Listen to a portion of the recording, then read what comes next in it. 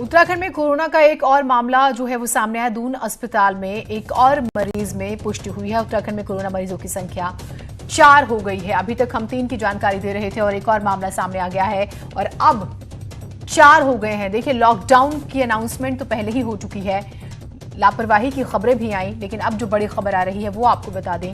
उत्तराखंड में कोरोना का एक और मामला सामने आ चुका है। दून अस्पताल में एक और मरीज में इसकी पुष्टि हुई है, यानी कि उत्तराखंड में अब कोरोना मरीजों की संख्या बढ़कर 4 हो गई है। बड़ी खबर और प्रशासन के लिए भी चुनौती। दून अस्पताल में एक और मरीज में कोरोना की पुष्टि हुई है। कोरोना पॉजिटिव एक और मरीज निकला है और अब ये संख्या 4 हो गई है। तो बड़ी खबर इस वक्त की जिससे हम आपको रूबरू करा रहे हैं। और आज जिस तरह से कल लॉकडाउन का अनाउंसमेंट हो चुका था, उसके बाद अब ये बढ़ते आंकड़े परेशान करने के लिए परेशानी भी बढ़ा रहे हैं सरकार की, प्रशासन की खास तौर से, क्योंकि मरीजों की संख्या 4 हो गई है। पहले ही अनाउंसमेंट हो गई थी कि किसी और स्टेट से लोगों की कोई इजाजत नहीं मिलेगी जाने की, साथ ही विदेशियों के आने पर भी पाबंदी थी। दीपांकर हमारे साथ जुड़े हुए हैं। दीपांकर, इस मरीज के बारे में बताइएगा, क्या ये भी बाहर से आए थे? जीनत, जो जानकारी अभी न्यूज 18 के पास है कि दून हॉस्पिटल में चौथा मरीज है। इससे पहले 3 मरीज भी दून हॉस्पिटल में ही है। डिटेल ये है कि दिल्ली का एड्रेस इस मरीज का है। अभी हम इसकी पुष्टि पूरी तरीके से स्वास्थ्य विभाग करेगा, लेकिन हम सूत्रों के हवाले से ये बता दें कि दिल्ली का एड्रेस है। ऋषिकेश से इसे लाया गया था, ऋषिकेश घूमने आया था और अब ये दून हॉस्पिटल में एडमिट है। इसे आइसोलेट कर दिया गया पूरी तरीके से और ये चौथा मरीज है अब उत्तराखंड में, जबकि लॉकडाउन यहाँ पर इस समय लागू है पूरी तरीके से। तो हालात लगातार गंभीर होते जा रहे हैं और लोगों को खास तौर पर अब ये समझने की जरूरत है कि आप पूरी तरीके से अपने घर में रहें और स्थिति को नियंत्रण में रखें। बिल्कुल, ये बहुत ज़्यादा ज़रूरी भी है। हमने देखा कि आज जो है बहुत ज़्यादा लापरवाहियां भी कई जगहों पर नजर आई, लेकिन दीपांकर, व्यवस्था क्या है? क्योंकि आंकड़ा देखिए, प्रदेश के हिसाब से 4 लोग हो चुके हैं। तैयारियां किस तरह की है सरकार की, प्रशासन की, अस्पतालों की? जीनत, फिलहाल उत्तराखंड में अभी ओपीडी चल रही है, लेकिन अब स्वास्थ्य विभाग इस बात पर विचार कर रहा है कि ओपीडी बंद की जाए, क्योंकि ओपीडी बंद होने के बाद पूरा ध्यान लगाया जाएगा कोरोना मरीजों पे, उससे संक्रमित के जो मरीज सामने आ रहे हैं उस व्यवस्थाओं पे। वहीं वेंटिलेटर्स की व्यवस्था की जा रही है, आइसोलेशन वार्ड बढ़ाए जाएंगे, आईसीयूज बढ़ाए जाएंगे। सभी डिस्ट्रिक्ट में आदेश जारी किए गए और एक आदेश आज शाम तक जो जारी हो सकता है, जो सूत्रों से हवाले से हमारे पास खबर है कि लॉकडाउन को सख्ती से लागू करवाया जाए, कि कोई भी व्यक्ति खाली बेवजह सड़क पर ना दिखे। इसको लेकर अब पुलिस और बड़े कदम उठाने जा रही है और इसको लेकर गृह सचिव आज शाम तक आदेश जारी कर सकते हैं। जीनत, बहुत शुक्रिया आपका तमाम जानकारियों के लिए। ओपीडीज, क्योंकि देखिए ओपीडी में रोजाना हम देखते हैं 3 से 4 हजार 5 हजार तक मरीज पहुंचते हैं और गैदरिंग ही सबसे बड़ी चुनौती है, उसे कम करना। तो यहाँ पर कोशिश होगी कि फोकस जो है कोरोना के जो मरीज हैं उनके ट्रीटमेंट पे लगाया जाए, या फिर जो बहुत ज़रूरी किसी को इलाज की ज़रूरत है, ये फैसला लिया जा सकता है। जिस तरह से 4 ये आंकड़ा हो गया है और अभी चुनौती है सरकार के लिए। दून अस्पताल में एक और मरीज में कोरोना की पुष्टि हुई है, जैसे कि हम दीपांकर से बात भी कर रहे थे। और यूं तो स्टेप्स पहले ही उठाए जा रहे हैं कि बाकी राज्यों के लोगों की एंट्री नहीं होगी, विदेशियों की एंट्री पर जो है पाबंदी लगा दी गई थी। कल क्योंकि जनता कर्फ्यू का दिन था, सुबह ही मुख्यमंत्री ने जो है, उत्तराखंड के मुख्यमंत्री त्रिवेंद्र सिंह रावत ने ऐलान कर दिया कि लॉकडाउन रहेगा प्रदेश में। और उसके बाद धारा 144 का भी जिक्र होता है। कुछ तस्वीरें लापरवाही की आई, लेकिन प्रशासन सख्त। और एक और जो है कोरोना पॉजिटिव निकलने के बाद जो है अब देखिए थोड़ी चुनौती बढ़ जाती है। एक छोटे से ब्रेक के लिए रुक रहे हैं, कहीं मत जाइएगा। ब्रेक के बाद स्वागत है आप सभी का। बड़ी खबर आ रही है, सभी घरेलू उड़ानों पर रोक है। कल रात 12 बजे से सभी घरेलू उड़ानों पर रोक रहेगी। कंप्लीट एयर शटडाउन, सिर्फ सेना और अति आवश्यक जहाज ही उड़ेंगे। कार्गो विमानों की उड़ानें चालू रहेंगी। आपको पता है कि ये बहुत जरूरी काम के लिए होती हैं। अगर हम कार्गो विमानों की उड़ानों का जिक्र करें, सेना के विमानों का जिक्र करें, अति आवश्यक जहाज ही उड़ेंगे। तो ये बड़ी खबर, अब भारत के अंदर अंदर जो है सख्त कदम उठाए जा रहे हैं। सुशील हमारे सहयोगी जुड़े हैं। सुशील, पूरी खबर बताइएगा। जी देखिए जीनत, कोरोना को लेकर जैसे इंटरनेशनल फ्लाइट्स पहले से ही बंद थे भारत में, और अब फिलहाल ये एविएशन मिनिस्ट्री की तरफ से ये बड़ा फैसला लिया गया है, क्योंकि कई राज्यों के मुख्यमंत्री, चाहे वो अरविंद केजरीवाल हो या ममता बनर्जी हो, तमाम लोगों ने प्रधानमंत्री को पत्र लिखकर कहा था कि जो डोमेस्टिक एयरलाइंस हैं उन पर रोक लगाई जाए, ताकि जो राज्यों में तमाम जो मरीज हैं वो ट्रेवल ना कर पाए। अभी फिलहाल बस और ट्रेनों में ही कंप्लीट शट था, लेकिन अब ये एक बड़ा फैसला एविएशन मिनिस्ट्री के द्वारा लिया गया है, ताकि जो कोरोना संक्रमण से जो लोग जो इधर उधर जा रहे हैं वो ना जा पाए, और ये एक बड़ा फैसला। हालांकि सेना और कार्गो के जो विमान है जीनत, वही फिलहाल उन्हीं को परमिशन दी जाएगी। बाकी जो डोमेस्टिक एयरलाइंस हैं वो आज रात 12 बजे यानी कि 24 तारीख की रात 12 बजे से बंद कर दिए जाएंगे। तो ये एक बड़ा फैसला है फिलहाल इस संक्रमण को रोकने के लिए। हालांकि सरकार की तरफ से एहतियातन ये फैसला लिया गया है। सुशील, एहतियात के तौर पर तो ठीक है, तो रेलवे ने जब अनाउंसमेंट की कि ठीक है आपकी टिकट एडजस्ट हो जाएंगी आने वाले 3 महीनों के बाद, तो यहाँ पर भी कुछ ऐसी राहत होगी लोगों को, क्योंकि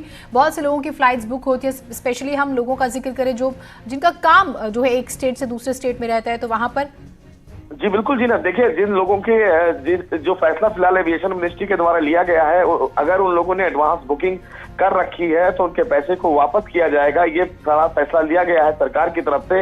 लेकिन जिस तरह कोरोना संक्रमण लगातार देश में बढ़ रहा है उसके चलते ये एक बड़ा फैसला लिया गया है। हालांकि साफ तौर से सरकार ने ये कहा है कि लोग ज्यादा से ज्यादा बिना काम के घर से बाहर ना निकले। और आप देख सकती हैं कि उत्तर प्रदेश में, मध्य प्रदेश या कई ऐसे इलाके हैं जहां पर पूरी तरीके से बैन कर दिया गया है। उत्तर प्रदेश सरकार ने यह भी फैसला लिया है कि अगर कोई जबरदस्ती बाहर निकल रहा है तो उसके खिलाफ कानूनी कार्रवाई की जाए। और ऐसे में सरकार के द्वारा डोमेस्टिक एयरलाइंस पर बैन लगाना कहीं ना कहीं एक बड़ी पहल है, ताकि किसी प्रकार से संक्रमण एक जगह से दूसरे जगह न जा पाए। बहुत शुक्रिया आपका तमाम जानकारियों के लिए। सिर्फ सेना और अत्यावश्यक जहाज ही उड़ेंगे, हमें किसी भी तरह से कोरोना को हराना है। और उसी दिशा में एक और कदम एविएशन इंडस्ट्री का जब हम जिक्र करते हैं तो तमाम फ्लाइट्स जो हैं फिलहाल रोक दी गई हैं। अब बात करते हैं डीएम और एसपी की। जिस तरह से पीलीभीत से कर गैर जिम्मेदार रवैया रविवार को नजर आया, भीड़ के साथ मार्च कर बजाई घंटी। जनता कर्फ्यू के दौरान भीड़ के साथ वो मार्च करते नजर आते हैं और उसके बाद सोशल मीडिया पर यह वीडियो वायरल होता है। पीलीभीत सांसद वरुण गांधी ने कार्रवाई की मांग की। डीएम और एसपी के खिलाफ कार्रवाई की मांग उन्होंने की है। कल से ही ये वीडियो वायरल हो रहा है। हमें भीड़ में नहीं जाना था, भीड़ नहीं बनना था, भीड़ ही नहीं बनना है, ये जब बार बार बात हो रही थी। उसके बाद ये तस्वीर जब सामने आती है तो फिर सवाल उठते हैं कि जिम्मेदार पद पर बैठा व्यक्ति गैर जिम्मेदार रवैया कैसे इख्तियार कर सकता है। अब सांसद वरुण गांधी जो कि पीलीभीत से सांसद है, उन्होंने कार्रवाई की मांग की है डीएम और एसपी के खिलाफ।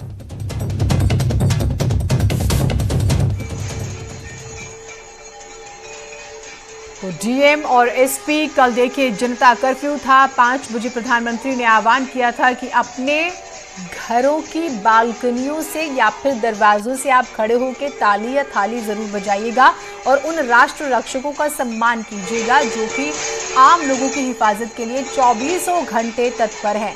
ये नहीं कहा था कि आप भीड़ बनिए, आप रैली निकालिए और मुफ्त में। हम ये देख रहे हैं कि जब साथ में खड़ा होना इस वक्त दुश्वार है, तो इस तरह से रैली निकालना आप जाने अनजाने जो है कहीं ना कहीं बीमारी बढ़ा रहे हैं।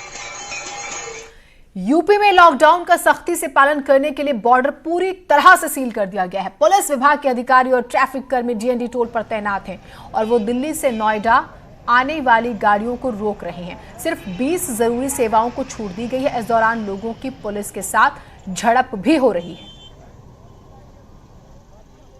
20 ऐसी सर्विसेज हैं जो एसेंशियल कैटेगरी में आती हैं। उसमें जो लोग भी उससे सम्मिलित हैं, जो भी उसमें काम करते हैं, उन सब लोगों को हम अलाउ कर रहे हैं। जो भी गाड़ियां उन सभी 20 कैटेगरीज से कनेक्टेड हैं उनको हम अलाउ कर रहे हैं। उसके बावजूद भी सबको पता है, आज न्यूज़पेपर्स में भी है, सबको पता है, उसके बाद भी लोग यहाँ आकर के अपने पर्सनल काम के लिए, मतलब कि कहीं ना कहीं से लॉकडाउन का विरोध कर रहे हैं या लॉकडाउन के जो डायरेक्शंस हैं उसको ऑनर नहीं करना है। उस कैटेगरी के लोग यहाँ आकर के बहस कर रहे हैं, लेकिन हम लोग उनको समझा बुझा करके वापस कर रहे हैं। और आपके माध्यम से भी मैं ये बताना चाहूँगा कि जब ये लॉकडाउन का पीरियड स्टार्ट हो गया है, 25 तक लॉकडाउन है, तो हम सब लोगों को समझना चाहिए और जो निर्देश दिए जा रहे हैं उसका पालन करना चाहिए। लॉकडाउन के बाद भी गोरखपुर में लोग सड़कों पर निकल रहे हैं। जब उनसे पूछा जा रहा है कि क्यों निकल रहे हैं तो जरूरी काम बताकर बढ़ जा रहे हैं। हमारे सहयोगी रामगोपाल द्विवेदी ने बातचीत की, जायजा लिया हालातों का। गोरखपुर के लॉकडाउन होने के बाद भी लोग अपने घरों से निकल रहे हैं, नहीं मान रहे हैं, तो पुलिस के लोग अब लोगों को समझाते हुए नजर आ रहे हैं और वो वहाँ एक एक गाड़ी को रोक के लोगों से कह रहे हैं कि आप कहाँ जा रहे हैं। और इन सारे लोगों से यही बहाना बनाया जा रहा है कि वो ज़रूरी कामों से अपने घर से बाहर निकले हैं, मरीज को लेके जा रहे हैं या फिर अन्य वाहन। लेकिन जो पुलिस के जवान हैं वो सड़क पे मौजूद हैं और वो एक एक लोगों से अब पूछ रहे हैं। चूंकि अब करीब दोपहर का वक्त हो चुका है और जो छूट दी गई थी वो सुबह के वक्त ही दी गई थी कि सुबह आप अपने जरूरी जो राशन है उसको खरीद लीजिए, सब्जी खरीद लीजिए, दूध खरीद लीजिए। लेकिन जब उसके बाद भी लोग नहीं माने तो अब प्रशासन जो है अब एक एक लोगों को चेकिंग की जा रही है। अब ये कहा जा रहा है कि अगर अब आपकी गाड़ी सड़क पे दिखी तो अब चालान कर दिया जाएगा। और आप देखिए कि किस तरीके से पुलिस वाले समझा रहे हैं, इस तरीके से थोड़ी सी सख्ती भी बरती जा रही है। आप बताएं कि आप लोग मैदान में हैं, लोग क्यों नहीं मान रहे हैं यहाँ पे?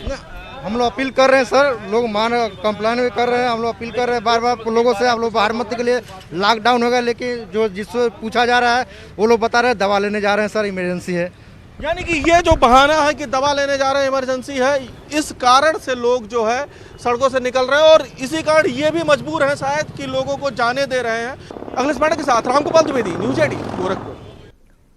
मेरठ में लॉकडाउन का रियलिटी चेक करने के लिए न्यूज 18 की टीम जब भगत मार्केट पहुंची तो वहां सन्नाटा था। मेडिकल स्टोर्स, एटीएम की बात करें, पेट्रोल पंप्स का जिक्र करें, किराना दुकानों को छोड़कर सभी दुकानें बंद नजर आई। हमारे सहयोगी उमेश ने जो है बाजार का जायजा लिया। कोरोना वायरस के खिलाफ जंग में हिंदुस्तान का भरपूर समर्थन मिल रहा है। मेरठ के लोग भी कोरोना वायरस को शिकस्त देने के लिए, कोरोना वायरस को परास्त करने के लिए एकजुट हो चले हैं। आज सब्जी मंडी ज़रूर खुली हुई है, मेडिकल स्टोर्स ज़रूर खुले हुए हैं, पेट्रोल पंप्स ज़रूर खुले हुए हैं, एटीएम ज़रूर खुले हुए हैं, लेकिन इसके अलावा सारी दुकानें आज बंद हैं। मैं अपने कैमरा पर्सन अभिषेक शर्मा से कहूँगा कि दिखाएं ये तस्वीरें। ये मेरठ का व्यस्ततम बाजार है। हापुड़ अड्डे पर मैं इस वक्त मौजूद हूँ और यहाँ पर देखिए आमतौर पर ये पूरी गली भर जाया करती थी इस दौरान। ये मेरठ का व्यस्ततम भगत मार्केट इसे कहते हैं और ये भगत मार्केट में देखिए ताले लटके हुए हैं। जितनी भी शॉप्स हैं दे आर ऑल क्लोज्ड, हर एक दुकान बंद है और लोग लॉकडाउन का समर्थन कर रहे हैं। आज उधर कोरोना के खिलाफ रिलायंस इंडस्ट्रीज की सबसे बड़ी मुहिम, कोरोना हारेगा जीतेगा इंडिया। महाराष्ट्र के मुख्यमंत्री राहत कोष में 5 करोड़ रुपए दिए। मुंबई में कोरोना मरीजों के लिए 100 बेड का अस्पताल। कोरोना के खिलाफ किसी भी कॉरपोरेट की सबसे बड़ी मुहिम है। कोरोना संकट से निपटने की सबसे बड़ी कॉरपोरेट पहल। हर मोर्चे पर कोरोना से मुकाबला करेगा रिलायंस। हेल्थ, टेलीकॉम, रिटेल सभी सेक्टर्स के जरिए मदद की जाएगी। तो अलग अलग सेक्टर्स में जैसे हम देखते हैं, चाहे हम हेल्थ की बात करें, टेलीकॉम सेक्टर की बात करें, रिटेल सेक्टर की बात करें, हर सेक्टर के जरिए रिलायंस इंडस्ट्रीज मदद करेगी। कोरोना को हराएंगे और भारत जीतेगा। तो बड़ी खबर, स्पेशली जब हम कॉर्पोरेट सेक्टर की बात करते हैं, कॉर्पोरेट घरानों की बात करते हैं, तो अभी तक की सबसे बड़ी पहल का हम जिक्र कर रहे हैं जो कि रिलायंस इंडस्ट्रीज ने की है। कोरोना के खिलाफ रिलायंस इंडस्ट्रीज की सबसे बड़ी मुहिम, कोरोना हारेगा इंडिया जीतेगा। महाराष्ट्र मुख्यमंत्री जो राहत कोष है उसमें 5 करोड़ रुपए का दान दिया गया है। साथ ही मरीजों के लिए 100 बेड का अस्पताल। कोरोना के खिलाफ किसी भी कॉर्पोरेट की अगर हम जब बात करते हैं कॉर्पोरेट सेक्टर की, कॉर्पोरेट घरानों की, तो रिलायंस घराने की तरफ से, रिलायंस इंडस्ट्रीज की तरफ से जो है सबसे बड़ी मुहिम, कोरोना संकट से निपटने की सबसे बड़ी कॉर्पोरेट पहल। हर मोर्चे पर कोरोना से मुकाबला करेगा रिलायंस, चाहे वो हेल्थ सेक्टर हो, 100 बेड के अस्पताल का जिक्र हो रहा है, फाइनेंशियल सपोर्ट जो 5 करोड़ की दी गई है, टेलीकॉम इंडस्ट्रीज का जिक्र करें, यानी कि किसी भी तरह से कनेक्टिविटी में प्रॉब्लम नहीं आएगी। डाटा का जिक्र हो रहा है कई जगहों पर, आपने देखा भी होगा। तो हेल्थ की बात करें, हम टेलीकॉम की बात करें, रिटेल सेक्टर में भी हर तरह से मदद रिलायंस करेगा। ये अब तक की सबसे बड़ी पहल, स्पेशली जो बड़े कॉर्पोरेट घराने हैं उनमें से सबसे पहला स्टेप रिलायंस इंडस्ट्रीज की तरफ से उठाया गया है। तो कोरोना के खिलाफ किसी भी कॉर्पोरेट की सबसे बड़ी मुहिम।